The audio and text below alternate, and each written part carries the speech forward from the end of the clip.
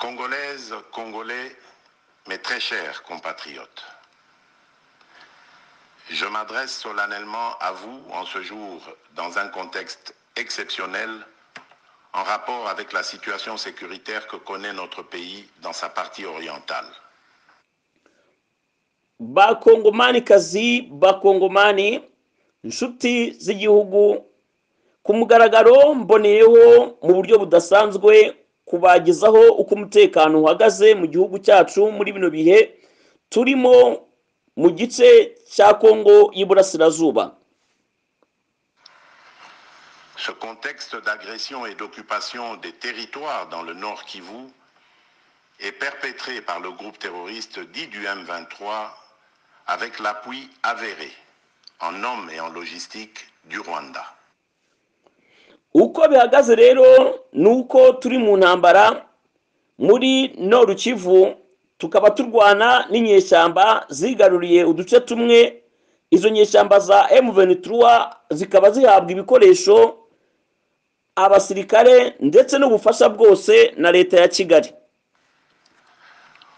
Au moment où je fais cette adresse, nos agresseurs occupent certaines localités dans le territoire de Rutshuru, occasionnant ainsi un drame humanitaire avec plus de 200 000. Ubu ndamenyesha abo barwanyi baduteye bakaba bamaze kwigarurira tumwe mu turere twa zone Rutshuru, bakaba baratumye abaturage bava mu byabo ndetse abarenga ibihumbi 200 bakaba barahunze ibikorwa by'urugomo mu karere karimo imirwano. Compatriotes forcés de fuir les affres terroristes dans les zones de combat. Ils se retrouvent en dehors de chez eux, sans logis, sans nourriture et sans soins. Bisanze hanze y'iwabo, nta byo kurya, ntaho kwikinga, nta n'imiti. Des instructions précises ont été données au gouvernement pour leur rassemblement et leur prise en charge. Au-delà de ces efforts, j'en appelle à un élan général de solidarité pour alléger leur fardeau. Leta yashyizeho amategeko n'amabwiriza kugira ngo bitabweho, nk'abanasabaga ubufatanye bwa kivandimwe ngo turebe ukuntu twaborohereza uwo mutwaro. Certes, cette situation n'est pas nouvelle. En effet, depuis plusieurs décennies, des groupes armés nationaux et étrangers écument l'est de notre pays en y commettant des atrocités innombrables sur fond d'exploitation illégale de nos ressources naturelles. Birumvikana ko iki kibazo atari gishyashya kuko hashize imyaka itabarika inyeshyamba zaba iz'abanyagihugu zaba n'iz'amahanga barwanira muri ako karere k'Iburasirazuba, bica bakora ubugome bw'indangakamere butabarika, biba amabuye y'agaciro y'igihugu cyacu bagisahura. C'est ainsi qu'à l'occasion de mon avènement, j'avais été amené à prendre l'engagement devant la nation de rétablir au cours de mon mandat la paix et la sécurité là où elles sont compromises et de les consolider là où elles existent. Niyo mpamvu ubwo ninjiraga mu nshingano zanjye niyemeje gukora ibishoboka byose nkagarura amahoro n'umutekano mu gihe cyose nyifite iyi manda natorewe, no gukora buri kimwe cyose gishoboka ngashyira ingufu aho zikenewe ngo bigerweho. Sitôt dit, sitôt fait, j'ai sans délai et de bonne foi commencé à développer, notamment avec tous nos 9 pays voisins, une diplomatie de proximité en vue d'établir avec eux des relations de coopération franches, transparentes et de caractère gagnant-gagnant. Nk'uko rero mubizi hakozwe ibishoboka byose ndetse ndacyakora ibyangombwa bikenewe. Ibyo byagezweho nk'uko nabashije kuvugana n'ibihugu 9 duturanye, nabashije kuvugana nabyo, bitwemerera gufatanyiriza hamwe nta buryarya ku buryo byunguka natwe tukunguka. Avec l'Ouganda, par exemple, nous sommes allés jusqu'à décider de mutualiser nos forces armées afin de combattre ensemble la nébuleuse des ADF, une milice d'origine ougandaise qui cependant n'opère que dans le Nord Kivu. Et aussi, nous avons lancé 2 projets de construction de routes transnationales. Naba nk'urugero nk'igihugu cya Uganda, twabashije kureba uko twatsisimura inyeshyamba za ADF zabo ziyogoje Kivu y'amajyaruguru, kandi twabashije gushyiraho umushinga w'imihanda 2 y'ubuhahirane bw'ibi bihugu byacu byombi. Avec le Rwanda, un mémorandum d'entente a été signé dans le commerce de l'or avec une entreprise nationale. Une ligne aérienne a été ouverte à la compagnie nationale rwandaise dans notre pays et un accord de non-double taxation a été signé. Mu Rwanda twumvikanye gushyiraho uruganda rwa zahabu, ndetse twemerera ko indege zakoresha ikirere cyacu, ndetse imisoro yashyirwagaho uko winjiye n'uko usohotse nayo yakuweho. Malgré cela, ce pays va nous surprendre en réactivant les terroristes du M23. Alors qu'il avait été défait par les armes en 2013, le M23 va refaire surface en prenant notre armée à court, notamment à Bunagana, cité qu'il occupe depuis le 13 juin 2022. En effet, nubwo bikimeze gutyo, twatunguwe no kubona icyo igihugu cy'u Rwanda cyongeye gutera inkunga inyeshyamba, nyamara izo nyeshyamba za M23 muri 2013 uyu mutwe wari warangije gutsindwa burundu, ariko wongeye kubyutsa umutwe ufata ibirindiro byacu Ubunagana, umujyi wari ufitwe kugeza Kamena mu 2023. Sous la fallacieuse accusation de soutien des FARDC au FDLR, le Rwanda a en réalité des velléités expansionnistes, avec comme intérêt principal l'appropriation de nos minerais, et pour ce faire, il s'active à déstabiliser l'Est du Congo pour créer une zone de non-droit en vue d'assouvir ses appétits criminels.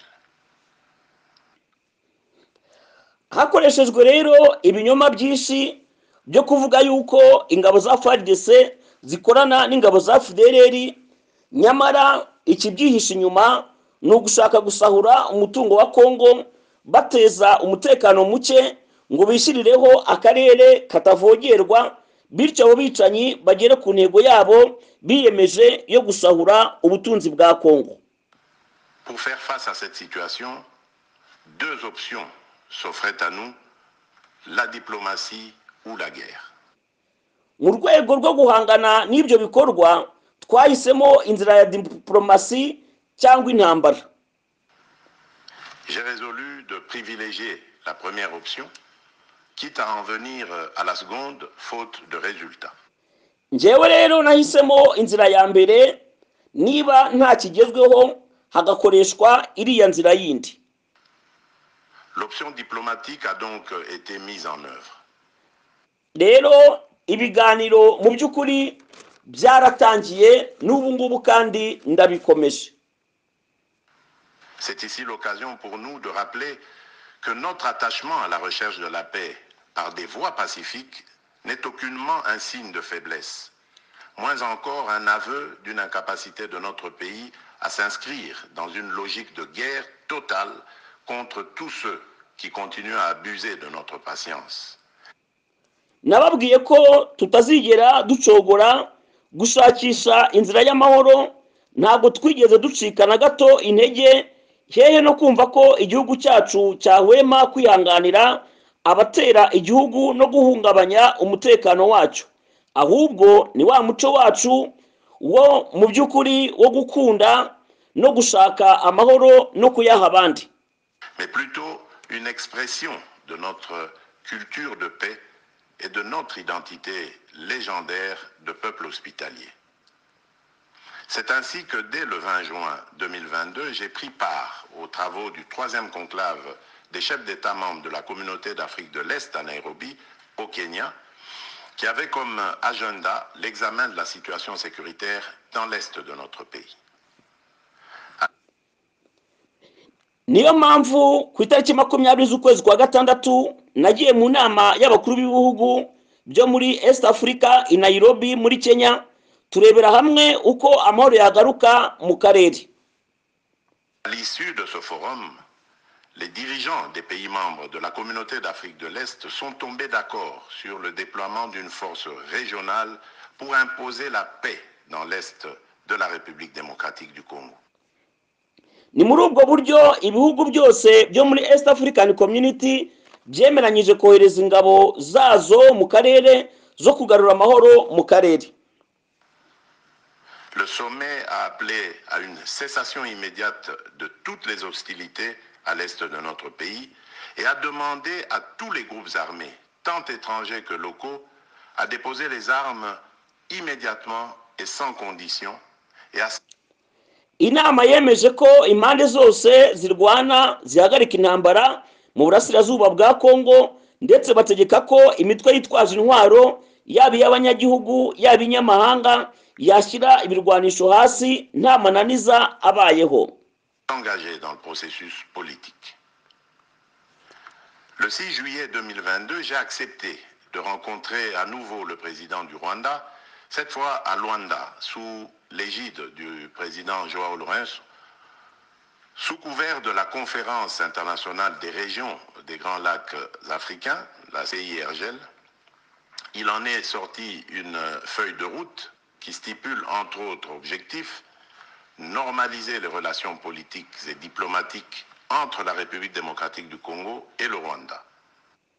Ku itariki ya gatandatu z'ukwezi kwa karindwi nabonanye na perezida w'u Rwanda i Rwanda tubifashijwemo na perezida Lorenzo bihagarikiwe n'inama y'ibihugu byo mu karere k'ibiyaga bigari CIRGL. Hemeranijwe ko ibibazo byose bya politike n'imibanire byabonerwa umuti uhamye hagati ya Kongo n'u Rwanda. Et pour y parvenir, la première action retenue, arrêt des hostilités et retrait du M23 des positions occupées conformément au communiqué final de Nairobi. Icyagombaga gukurikiraho ni ihagarikwa ry'imirwano no gukura ingabo za M23 aho zari zafashe nyuma y'amasezerano ya Nairobi.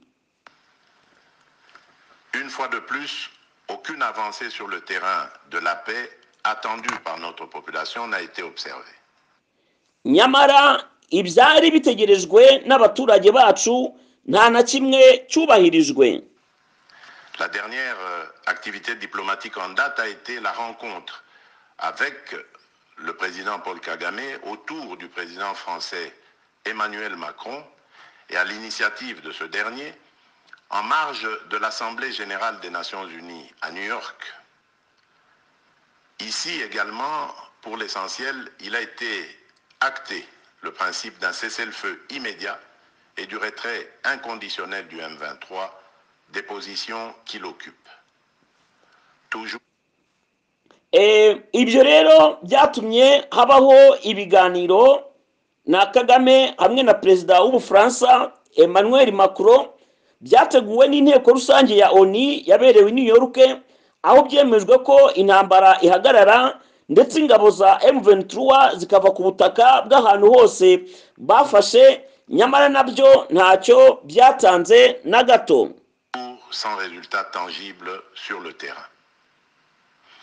Mes chers compatriotes, comme vous pouvez le constater, malgré notre investissement et les efforts fournis dans cette optique, la paix et la sécurité ne sont pas au rendez-vous. Bavandimwe nkuko namwe mubyibonera ntacyo ntakoze gishoboka ngo ndebe uko amahoro n'umutekano byagaruka ariko nkomeje kunanizwa. L'unité nationale et de l'intégrité territoriale, je réitère mon engagement constitutionnel de défendre la patrie jusqu'au sacrifice suprême. nk'uko igihugu cyigenga kandi kigomba guharanira ubusugire bwacyo butavogerwa, niyemeje gutangaza ko nzitangira igihugu cyanjye kugeza ku mwuka wanjye wa nyuma. Mes très chers compatriotes, ne doutons jamais qu'ensemble réfléchis et engagés, nous puissions changer le monde. Bityo bavandimwe, ntihagire ushidikanya ko nidushyira hamwe ubwenge n'ibitekerezo n'imbaraga byacu tuzashobora guhindura isi. À vous, nos vaillants soldats, vous qui avez pris l'engagement de servir sous le drapeau, je vous invite ici au sens élevé du patriotisme en ce temps particulièrement exceptionnel de notre histoire. Mwe basirikare b'intwari biyemeje cyane, mwebwe mwarahiriye gukorera igihugu, nkaba mbararikiye kwitangira igihugu mu gihe nk'iki kidasanzwe cy'amateka yacu. De défendre notre pays, de protéger l'intégrité de son territoire et d'assurer la sécurité des Congolaises et des Congolais contre toute agression ou attaque d'où qu'elle vienne. Tukarwanira igihugu cyacu, tukarengera ubusugire bwacyo no kurengera abenegihugu ababatera bose n'aho baturuka, tukabakoma mu nkokora. À vous, mes très chers compatriotes, la guerre qui nous est imposée par nos voisins exige de chacun de nous des sacrifices. Bavandimwe nkunda, intambara twatejwe n'abaturanyi bacu izakenera ko buri wese yitangaho igitambo. C'est le moment de taire nos divergences politiques pour défendre tous rassemblés notre mère patrie. Ni igihe cyo kwibagirwa ibyadutandukanyaga muri politike, twese tugahurira ku gihugu cyatubyaye. Notre histoire et notre marche commune ont sans cesse démontré que loin de s'effondrer, notre nation et son peuple ont toujours relevé ce genre de défi et nous en sommes toujours sortis victorieux. Restons tous unis et solidaires derrière nos forces de défense et de sécurité. Amateka y'igihugu cyacu yatweretse ko igihe igihugu cyacu cyari mu makuba yo guhanagurika, abenegihugu bahagurutse bagahagurukira rimwe bakakirwanirira, byaje kurangira begukanye intsinzi. Natwe rero dushyigikire ingabo zacu, tuzitere ingabo mu bitugu, kandi tugume twese tube bamwe, tugire ubumwe. La situation actuelle, loin de nous affecter, n'est qu'une épreuve de plus que nous allons surmonter pour raffermir davantage notre unité. Ibibazo turimo ntibidutera ubwoba, ahubwo ni ikimenyetso cy'uko dufatanyirije hamwe twabivamo, ndetse ubumwe bwacu bukarushaho gukomera. Au-delà de tout clivage politique, idéologique, religieux et tribal, la défense de la mère patrie est le seul objectif qui doit nous unir en ce moment. Nyuma y'ibidutandukanyije muri politike, intekerezo, amadini n'amoko, kurwanirira igihugu cyatubyaye niyo ntego ikomeye twese duhuriyeho muri kino gihe kigoye. Le pays nous appelle. La nation a besoin de l'engagement de toutes ses filles et de tous ses fils. Igihugu kiradukeneye, abahungu n'abakobwa, kurwanirira igihugu cyacu no kukitangira nizo nshingano. Je vous appelle à ne pas céder aux propos xénophobes et autres discours de haine ou de stigmatisation des communautés rwandophones, dont l'asservisseur se sert pour faire du chantage et de la manipulation. Ndamaganira kure imvugo mbi z'inzangano n'amacakubiri hamwe no guha akato abavuga ururimi rw'ikinyarwanda, byose umwanzi yuririraho akoresha bamwe muri izi ntambara. Tout acte allant dans ce sens sera sévèrement puni. Uzabigerageza wese azahanwa yihanukiriye. En réponse à la forte demande de la jeunesse, j'invite celle-ci à s'organiser en groupe de vigilance en vue d'appuyer et d'accompagner et de soutenir nos forces armées, nos forces de défense dans l'accomplissement de leur noble mission. Nkaba mboneyeho kubwira mwebwe bene gihugu kwishyira hamwe mu bushishozi, mugashyigikira kandi mugatera inkunga ingabo zanyu kugira ngo dushobore kugera ku ntego zihaye y'intashyikirwa. C'est ici l'occasion de mettre en garde tous les traîtres civils ou militaires et autres brebis galeuses qui servent les intérêts de l'ennemi. Ils seront exposés à la rigueur de la loi en ayant le juste châtiment que mérite ce genre de comportement. Mboneyeho umwanya wo kumenyesha abagambanyi, baba abasivile, baba abasirikare, baba abihishe mu ngabo no mu zindi nzego z'igihugu bakorera umwanzi, ko bazahanwa n'amategeko yihanukiriye akwiriye abantu nk'abo ngabo bitwara mu buryo nk'ubwo ngubwo bugayitse. En outre, tout en renouvelant mon appel lancé à nos jeunes qui en ont la vocation de s'enrôler massivement dans nos forces armées. Tukaba nk'uko tudasiba kubivuga dusaba urubyiruko kwiyandikisha mu ngabo ku bwinshi. Je réitère l'instruction faite au chef d'état-major général d'accélérer à cet effet la mise en place de centres de recrutement à travers les 26 provinces que compte notre pays. Chers compatriotes, nous devons ensemble avoir conscience que nul autre que nous-mêmes ne viendra sauver notre nation et que cela exige de chacun de nous une mobilisation tous azimuts. Que Dieu bénisse la République démocratique du Congo. Ndibutsa kandi amabwiriza nahaye umugaba mukuru w'ingabo kwihutisha ikigo cy'igihugu cy'imyitozo muri province 26 z'igihugu. Bene data, twese ni ngombwa ko buri wese yumvisha ko nta wundi waza kuducungura usibye twebwe twenyine, kandi kugira ngo bigerweho nuko buri wese yakwitanga atizigamye. Imana ihe umugisha Republic Democratic of Congo.